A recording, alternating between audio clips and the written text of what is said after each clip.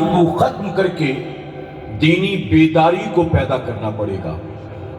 میرے پیارے آقا کے پیروانوں، چاہے سیدنا صدیق اکبر رضی اللہ تعالیٰ عنہ، چاہے سلطان الہند خواجہ غریب نواز رحمت اللہ تعالیٰ علیہ ہوں، چاہے مخدوم فقی علی ماہمی رحمت اللہ تعالیٰ علیہ ہوں، یہ جن اولیاء صوفیاء سے، صحابہ سے، تابعین، تبع تابعین اکرام سے اور غوث و خواجہ سے آپ محبتوں کے دعوے کرتے ہیں، آپ بتائیے یہ بھی کیا ہماری طرح دنیا دار لوگ تھے؟ ایک دنیا دار جب دنیا سے جاتا ہے تو اس کے بعد مرنے کے اس کے اپنے بیٹے اور بھائی بھی اس کی قبر کا نشان بھول جاتے ہیں، اور جب ایک بندہ رب رسول کی محبت میں دنیا سے رخصت ہوتا ہے تو صدیوں کے بعد بھی اس کا گنبد میرے غوث اعظم کے گنبد کی طرح چمکتا اور دمکتا دکھائی دیتا ہے۔ سبحان اللہ، سبحان اللہ۔ زمین پر تلاش کرو، آپ کو یزید کا محل، یزید کی آرام گاہ، یزید کی قبر کہیں نظر نہیں آئے گی۔ زمین پر تلاش کرو، آپ کو فرعون کا، نمرود کا محل یا ان کی قبروں کے نام و نشان کہیں دکھائی نہیں دیں گے، لیکن جنہوں نے رب رسول کی رضا کے لیے سب کچھ قربان کر دیا، اس امام عالی مقام کا گنبد صدیوں کے بعد بھی چمکتا دمکتا دکھائی دے رہا ہے۔ سبحان اللہ، سبحان اللہ۔ اللہ رب العزت گویا یہ بتاتا ہے کہ جو لوگ زندگی طبیعت کے مطابق گزارتے ہیں، ان کے اپنے بھی ان کے مرنے کے بعد انہیں بھول جاتے ہیں، اور جو لوگ اپنی زندگی رب رسول کی رضا کے مطابق گزارتے ہیں، ان کے اپنے نہیں بلکہ ان کے دنیا سے رخصت ہونے کے بعد پرایوں کے دل میں بھی اللہ ان کی محبت کو پیدا فرما دیتا۔ سبحان اللہ، سبحان اللہ۔ میرے پیارے آقا علیہ الصلوۃ والتسلیم کے پیروانوں، یہ تمہید کے دور پر میں نے 2-4 باتیں آپ کے سامنے پیش کی ہیں۔ آپ کو میرے فوراً بعد اولاد غوث اعظم کا خطاب سماعت کرنا ہے۔ مجھے ایک عنوان دیا گیا ہے، جس عنوان کے تحت میں 2-3 باتیں آپ کے سامنے عرض کروں گا، اور گزارش کروں گا کہ بہت توجہ کے ساتھ میری باتوں کو سنیے گا، اس نیت کے ساتھ کہ آج کے اس اجتماع سے خالی ہاتھ نہیں جانا ہے، بلکہ آج کے اس اجتماع سے ہمیں دین اور شریعت کا پیغام اپنے ساتھ لے کر جانا ہے، اپنی زندگی کو بدلنے کا جذبہ لے کر جانا ہے، اپنی سوچ اور فکر کو تبدیل کرنے کا جذبہ لے کر جانا ہے، اپنے رب کو، اپنے رسول کو راضی کرنے کا جذبہ لے کر جانا ہے، اور گناہوں سے توبہ کر کے نیکی کے سانچے میں اپنے آپ کو ڈھالنے کی کوشش کرنا ہے کہ انشاءاللہ۔ اب آپ مجھے ایک سوال کا جواب دیں، کیا ہر انسان کے لیے یہ ضروری ہے کہ دنیا میں وہ کوئی نہ کوئی نشہ ضرور کرے؟ کیا یہ ضروری ہے؟ چلو شراب نہیں پیتے تو گٹکا ہی کھا لیں، گٹکا نہیں کھاتے تو ماوا ہی کھا لیں، ماوا نہیں کھاتے تو زردہ ہی کھا لیں، زردہ نہیں کھاتے تو سگریٹ ہی پی لیں۔ کیا ہر ایک کے لیے ضروری ہے کہ زندگی میں کوئی نہ کوئی شوق اور کوئی نہ کوئی نشہ اسے ضرور ہونا چاہیے؟ کیا ضروری ہے؟ بتائیے۔ میرے پیارے آقا کے پیروانوں، ابھی آپ کے سامنے بلبل باغ مدینہ موجود تھے، ان سے پہلے آپ نے جناب محمد خالد رضوی صاحب کا خطاب سماعت کیا۔ یہ ہمارے تحریک کے وہ ساتھی ہیں جن کو میں 2-4 سال سے نہیں بلکہ نہ جانے کتنے سالوں سے جانتا ہوں، اور یہ ہماری تحریک کے وہ سینئر ساتھی، یہ ہمارے آئیڈیل اور ہماری تحریک کے ذمہ دار، یہ وہ ہیں جن کو میں نے کبھی زندگی میں کوئی نشہ کرتا ہوا نہیں دیکھا۔ سبحان اللہ، نہ سبحان ان کو میں نے پان چباتا دیکھا، نہ میں نے ان کو گٹکا کھاتا دیکھا، نہ میں نے ان کو حقہ پیتا ہوا دیکھا، نہ میں نے ان کو اپنے ہونٹوں کے نیچے تمباکو، ماوا، زردہ رکھتا ہوا دیکھا، کبھی نہیں دیکھا میں نے یہ سب، اور یہ چیزیں میں نے اپنے امیر میں بھی نہیں دیکھا۔ کیا بتائیے ہر انسان کے لیے ضروری ہے کہ کوئی نہ کوئی نشہ وہ کرے؟ ضروری ہے؟ بن نشے کے کیا آپ کی زندگی نہیں گزر سکتی ہے؟ میرے پیارے آقا علیہ الصلوۃ والتسلیم کے پیروانوں، اب سنیں جو اصل بات بتانا چاہتا ہوں، اور کئی اجتماعات میں یہ بات میں اوپنلی کہہ چکا، آج آپ بھی سن لیں۔ آج کے دور کے مسلمانوں میں سب سے زیادہ تیزی کے ساتھ 2 برائیاں پھیل رہی ہیں۔ ایک برائی اس قوم کے جوانوں میں ہے، اور ایک برائی اس قوم کی لڑکیوں میں ہے۔ کون سی برائی ہے؟ آج کے ترقی یافتہ دور کا قوم مسلم کا نوجوان تیزی کے ساتھ نشے کی طرف بڑھ رہا ہے۔ شراب، whitener, M D, solution, heroin, brown sugar, button, Corex اور پتہ نہیں کیا کیا۔ یہ جتنی چیزیں مجھے معلوم تھی میں نے بتا دیا۔ تو آج کے ترقی یافتہ دور کا نوجوان مسلمان تیزی کے ساتھ نشے کی طرف بڑھ رہا ہے۔ اور دوسری برائی جو مسلمان لڑکیوں میں ہے وہ کیا ہے؟ وہ بے حیائی، بے پردگی، بے غیرتی۔ انہیں نہ اپنی عزت کا خیال ہے نہ اپنے ماں باپ کی عزت کا خیال ہے۔ انہیں نہ اپنی عزت کا خیال ہے نہ اپنے باپ دادا اور خاندان کی عزت کا خیال ہے۔ انہیں نہ اپنی عزت کا خیال ہے نہ اپنی قوم کی عزت کا خیال ہے۔ بلکہ اب تو وہ دور آ گیا ہے کہ باقاعدہ مسلمانوں کی بیٹیاں برقع پہن کر غیروں کی باہوں میں باہیں ڈال کر ہوٹل کے بند کمروں میں جاتی ہیں۔ مسلمانوں کی بیٹیاں باقاعدہ برقع پہن کر چڈی والے کے ساتھ مال میں، مارکیٹ میں اور تھیٹر میں آتی جاتی ہیں۔ آپ بتائیے آخر یہ برقع آپ نے پہنا کیوں پہنا؟ میں کہتا ہوں وہ مسلمان لڑکیاں جو برقع پہن کر یہ بے حیائی، بے غیرتی کا کام کرتی ہیں، شاید اپنی پہچان چھپانے کے لیے وہ یہ کرتی ہوں گی۔ حقیقت تو یہ ہے کہ تو نے تو اپنی پہچان چھپا لی کہ کس کی بھانجی ہے، کس کی بیٹی ہے، کس کی بہن ہے، لیکن تو نے برقع پہن کر جب بے غیرتی کا کام کیا اپنی پہچان تو چھپا لی لیکن ساری برقعے والیوں کو بدنام کر دیا۔ بے شک بے شک بے شک۔ میں نے کئی غیر مسلموں کو یہ کہتے ہوئے سنا، ہندوستان میں رہتے، فرینڈ سرکل ہے، کلیگ ہے، ساتھ ارس پڑوس میں رہتے، کئی غیر مسلموں کو کہتا ہوا سنا کہ ارے رہنے دے،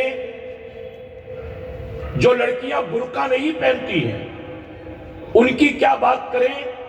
میں نے برقع پہننے والی لڑکیوں کو ایسے ایسے کام کرتے ہوئے دیکھا ہے جو کہ برقع نہیں پہننے والی بھی کرنے سے پہلے 4 بار سوچے گی۔ یہ غیر مسلم کا جملہ۔ برقع پہننے والیاں ایسے ایسے کام کر کے نکل جاتی ہیں کہ جو نہیں پہنتی ہیں وہ بھی کرنے سے پہلے 4 بار سوچے۔ آپ بتائیے کتنی بے غیرتی، کتنی بے حیائی۔ مسلمان کی بیٹی نہ ماں باپ کی عزت کا خیال، نہ اپنے مذہب کا خیال، نہ اپنی عزت و آبرو کا خیال، صرف نفس کے لیے، طبیعت کے لیے۔ اور یہ برائی اتنی تیزی سے آج قوم مسلم میں پھیل رہی ہے۔ اگر کوئی غیر محرم لڑکا 250-500 روپے کا ریچارج کرا دے، ویلنٹائنس ڈے پر اس کو کوئی گفٹ دے دے، اس کو لے جا کر سی سی ڈی میں یا سٹار بکس میں 200-400 روپے کی کافی پلا دے، اس کو لے جا کر اگر 100-200-500 کا برگر پیزا کھلا دے تو لڑکی اپنے آپ کو اس لڑکے کے سامنے بچھا دیتی ہے، پیش کر دیتی ہے کہ تم نے مجھ پر اتنا خرچ کیا، اب تمہارا سارا اختیار ہے مجھ پر، جو چاہو کرو میرے ساتھ، تمہیں تصویریں چاہیے ابھی دیتی ہوں، تمہیں کہیں گھومنے جانا ہے کل ملتی ہوں۔ آپ بتائیے یہ ہو رہا ہے کہ نہیں ہو رہا؟ میرے پیارے آقا علیہ الصلوۃ والتسلیم کے پیروانوں کی روایت سنیں، ایمان تر و تازہ ہو جائے گا۔ مولا کائنات مولا علی کرم اللہ وجہ الکریم لشکر لے کر کہیں گئے تھے جنگ میں، آپ نے جنگ فتح کی، مال غنیمت بھی ہاتھ لگا، ساتھ ہی بہت سے لونڈی، بہت سے غلام بھی ہاتھ لگے۔ آپ سب کو لے کر جب لوٹے حضور صلی اللہ علیہ وسلم کی بارگاہ میں مدینہ منورہ، تو حضور اکرم صلی اللہ علیہ وسلم کے سامنے لا کر سارے قیدیوں کو لائن سے کھڑا کر دیا گیا۔ رحمت عالم صلی اللہ علیہ وسلم نے دیکھا کہ وہ جو مرد عورتیں کھڑے کیے گئے تھے ان میں ایک لڑکی تھی 20-22 سال کی، جس کے جسم پر، جس کے سر پر چادر نہیں تھی، دوپٹہ نہیں تھا۔ جیسے ہی رسول اللہ نے دیکھا، حدیث شریف میں آتا ہے کہ رحمت للعالمین آقا تڑپ اٹھے، آپ فوراً اپنی جگہ سے دوڑے، اتنی تیزی کے ساتھ دوڑے کہ آپ نے نالین شریف بھی نہیں پہنا، آپ تیزی کے ساتھ گئے اور آپ نے اس بچی کے سر پر اپنی چادر کو رکھ دیا۔ جیسے ہی میرے آقا نے اس لڑکی کے سر پر اپنی چادر کو رکھا، اس کی آنکھوں سے آنسو جاری ہو گئے، وہ کہنے لگی، اے محمد صلی اللہ علیہ وسلم، میں اپنے دور کے سب سے سخی بادشاہ، اپنے قبیلے کے سردار حاتم طائی کی بیٹی ہوں۔ میرے والد کا انتقال ہو چکا ہے، میرا باپ مسلمان نہیں تھا، سخی بادشاہ تھا، مسلمان نہیں تھا، میرا باپ بہت اچھا تھا، مسلمان نہیں تھا۔ نعرہ تکبیر، نعرہ رسالت، یا رسول اللہ، اولاد غوث اعظم، زندہ باد، علماء اہل سنت، زندہ باد، نعرہ تکبیر، نعرہ رسالت، نعرہ رسالت، علماء اہل سنت، مسلک اعلی حضرت، مسلک اعلی حضرت حضور سید امین القادری صاحب قبلہ، نعرہ تکبیر، نعرہ رسالت۔ الحمدللہ جس ذات کا ہمیں انتظار تھا وہ بھی قدم رنجہ فرما ہے۔ آپ حضرات بیٹھ جائیں، اپنی اپنی جگہ پر بیٹھ جائیں، تشریف رکھیں آپ حضرات۔ بیٹھے بیٹھا بیٹھ،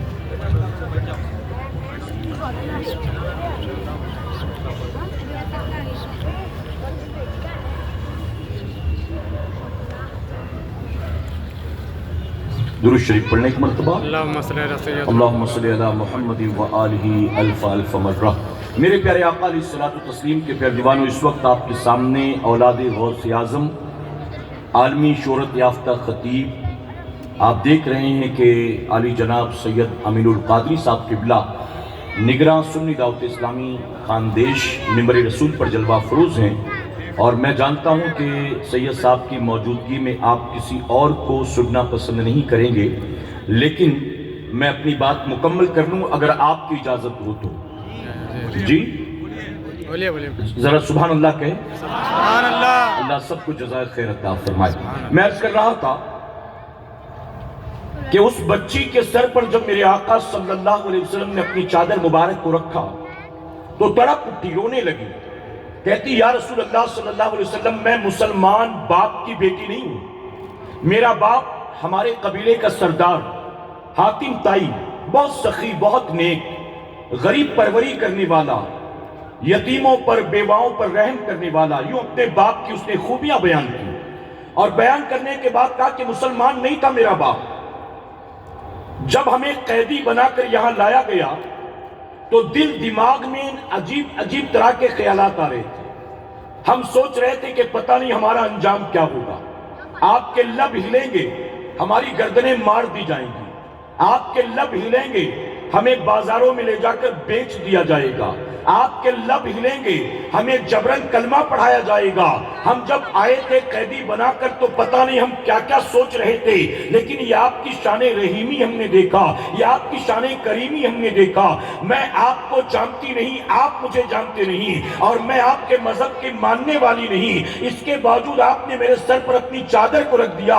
آخر آپ نے ایسا کیوں کیا؟ تو جانتے میرے نبی نے کیا فرمایا تھا؟ یہ جملہ زندگی بھر یاد رکھیے گا۔ میرے آقا فرماتے بیٹی تو بیٹی ہوتی ہے، چاہے مسلمان کی ہو چاہے غیر کی ہو، اور بیٹیوں کے سر بن دوپٹے کے اچھے نہیں لگتے۔ سبحان اللہ، سبحان اللہ، بیٹیوں کے سر بن دوپٹے کے اچھے نہیں لگتے۔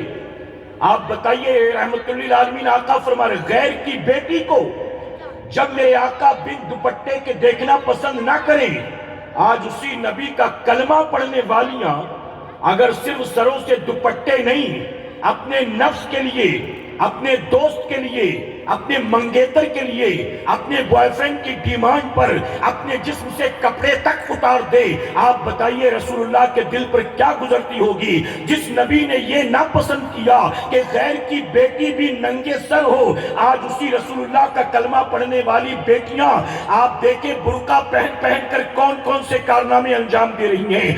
آج قوم مسلم کی بچیوں میں جو برائی تیزی سے پھیل رہی ہے وہ بے حیائی ہے، وہ بے غیرتی ہے، وہ بے پردگی ہے، وہ صرف طبیعت کا خیال رکھتی ہیں، اپنے ماں باپ کی عزت کا بھی لحاظ نہیں رکھتی، اپنی غیرت کا بھی خیال نہیں رکھتی، اپنے مذہب کا بھی خیال نہیں رکھتی، بلکہ صرف نفس کے لیے سب کچھ داؤں پر لگا دیتی ہیں۔ میرے پیارے آقا علیہ الصلوۃ والتسلیم کے پیروانوں، اپنی سوسائٹی سے ان دونوں برائیوں کا خاتمہ کرنے کی کوشش کرے۔ قوم مسلم کا جوان نشے کی طرف جا رہا ہے اور بچیاں بے حیائی بے غیرتی کی طرف جا رہی ہیں۔ ماہ رمضان قریب ہے، آپ جانتے ہیں سیدنا انس بن مالک رضی اللہ عنہ فرماتے ہیں میں مدینہ منورہ میں لوگوں کو شراب سرو کر رہا تھا، ابھی شراب کی حرمت کا حکم نہیں آیا تھا، ایک جگہ پارٹی ہو رہی تھی اور میں شراب بانٹ رہا تھا لوگوں میں، کسی نے آ کر کہا حضور اکرم صلی اللہ علیہ وسلم پر شراب کی حرمت کی وحی نازل ہو گئی، اب شراب کو حرام قرار دے دیا گیا۔ جناب انس بن مالک رضی اللہ عنہ کہتے ہیں جن کے ہاتھوں میں پیالے تھے، جن کے ہاتھوں میں سرائیاں تھی، جو بیٹھے تھے شراب کے برتنوں کے پاس، انہوں نے فوراً جو اسے اٹھا کر پھینک دیا۔ یہ نہ کہ صرف شرابیں پھینکی گئی ہیں بلکہ برتنوں کو اٹھا کر پھینک دیا۔ کسی نے یہ نہیں کہا کہ چلو آج تو اتنا پی ہی لیا، اب جو لیا ہے یہ بھی پی لے، کل صبح سے توبہ کر لیں گے، اب کی جمعہ سے توبہ کر لیں گے، تھوڑا دھیرے کم کر دیں گے۔ نہیں، کل تک پیتے چلے آئے تھے، بلکہ ان کی تاریخ اٹھا کر دیکھو تو یہ عرب کے لوگ وہ لوگ تھے جن کی گھٹی میں شراب ملی ہوئی تھی، یہ شراب پیتے تھے، شراب پینے والے ماں باپ کی اولاد تھے، ان کا پورا خاندان شراب پیتا تھا۔ لیکن جب قبول اسلام کے بعد شراب کی حرمت کا حکم آیا ہے تو انہوں نے کل پر ٹال مٹول نہیں کیا، دھیرے ختم کرنے کی بات نہیں کی، بلکہ فوراً تمام لوگوں نے توبہ کر لی ہے۔ اے مسلمانوں، ہم زندگی میں جو بھی نشہ کرتے ہیں ہر نشاور چیز سے توبہ کر لے۔ ماہ رمضان قریب ہے، آپ کے پاس بہت اچھا موقع ہے، آپ 12-14 گھنٹے جب پانی سے بچ سکتے ہیں، کھانے سے بچ سکتے ہیں، آپ کولڈ ڈرنک سے بچ سکتے ہیں، چائے کی عادت ہے چائے سے بچ سکتے ہیں، تو ان نشاور چیزوں کو بھی اگر چاہیں تو آپ یقیناً اسے چھوڑ سکتے ہیں۔ بس اپنے ویل پاور کو مضبوط کرنے کی ضرورت ہے، بس یہ طے کرنے کی ضرورت ہے ہمیں شراب کی طرف نہیں جانا، ہمیں نشاور چیزوں کی طرف نہیں جانا۔ اللہ اپنے حبیب پاک کے صدقے ہمیں آپ کو سب کو کہنے سننے سے زیادہ عمل کی توفیق عطا فرمائے۔ درمیان گفتگو مجھ سے جانے انجانے میں کوئی غلطی